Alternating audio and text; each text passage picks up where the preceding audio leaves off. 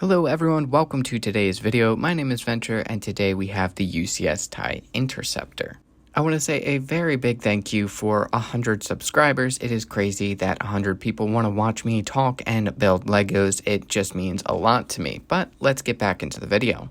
This set was released on May the 1st, 2024 and has a retail price of $229.99 USD.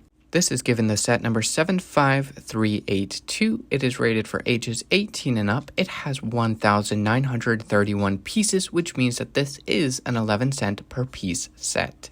This set is part of the 25 years of LEGO Star Wars. Indicators for that are the logo that you see here, as well as the bluish silver greebling detail border at the bottom of the box.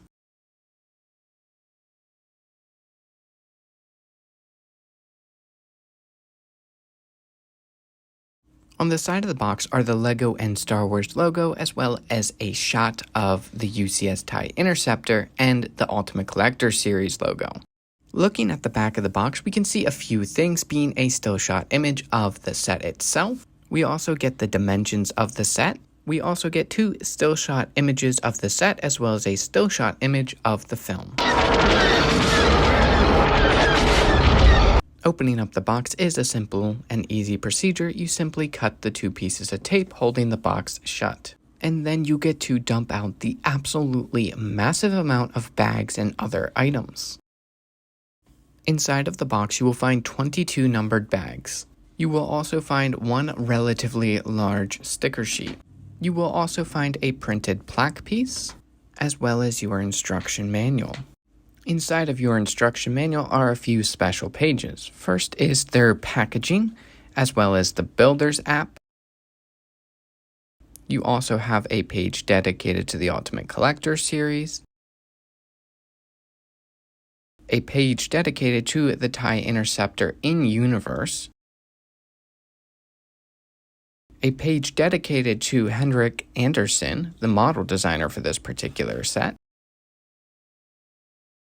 a page dedicated to different details about this TIE Interceptor, and lastly, a guide on holding your TIE Interceptor.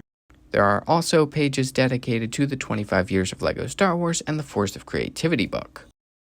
This is a downright impressive model, especially at the price point of $230. You get what feels like a $300 to $400 set for $230. We're going to dive into some of the finer details here in a second. So let's go ahead and start off with all of the extra stuff included with this set. First off, we have a printed plaque piece here. This thing is a glossier finish as in comparison to the matte finish ones we've gotten recently, which has led to a lot of scuffing on this particular plaque, and LEGO said that they will be moving away from this in the future.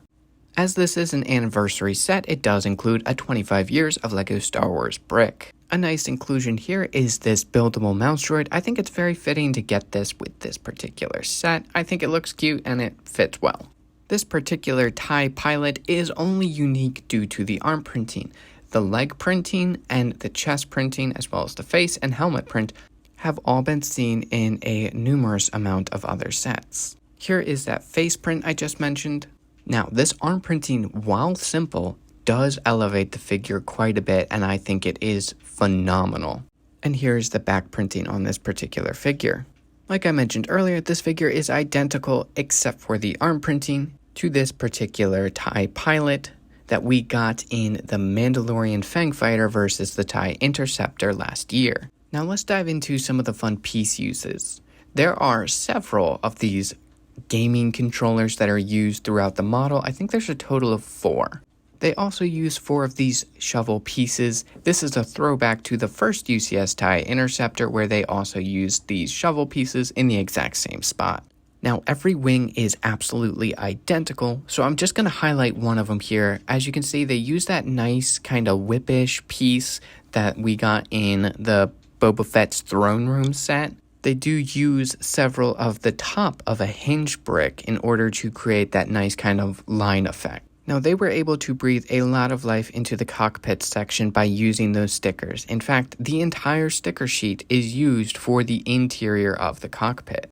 A lot of the stickers went onto these triangle clip pieces here, This is the control panel that goes inside of the cockpit. It is not super easy in order to get your minifigure to actually hold these, as there's not a real clear way to actually get your minifigure into the cockpit other than kind of just gently placing them in there. The entire chair is made of different tile pieces and ingot pieces, so he does not actually clip into place, and if you were to like swoosh this thing around, he would definitely rattle around inside of the cockpit. Another great printed piece aside from the window piece is this top dome here is also printed, and I think it looks really nice. The stand that they use for this particular UCS model is very nice. It is quite an upgrade from the X-Wing and helps give that TIE fighter a very intimidating and imposing look. Even the back half of this TIE Interceptor looks really impressive. I like the way that the engine booster looks here. Earlier in the video, I brought out the TIE fighter pilot from the Mandalorian Fang Fighter versus TIE Interceptor. This is how these two stack up against each other.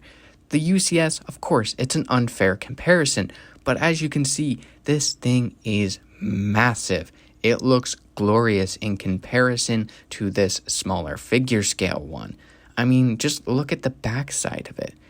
This is an incredible model. Both of them really are. I like them both so much. But what kills me is this here. You can fit the smaller one inside of the wingspan of the UCS one. This thing is incredible. I love them both so much. And I know what some of you are thinking, but Venture, that's not fair. It's not a UCS set. Okay, here's some UCS sets to compare them to. This thing is massive. It stacks up against the likes of the UCS X-Wing, and it does so in a great way. I mean, does this really feel like a cheaper set? Especially $10 cheaper? No, it feels on par. Okay, but what about another $240 UCS set, the Luke's Landspeeder? I feel like the TIE Interceptor dwarfs this thing and makes it feel like the UCS Landspeeder should be $200, not $240. I know people have been complaining about the UCS Luke's Landspeeder price point, but let's compare it to another. What about a $600 set? Does the UCS TIE Interceptor feel like half of the Razor Crest?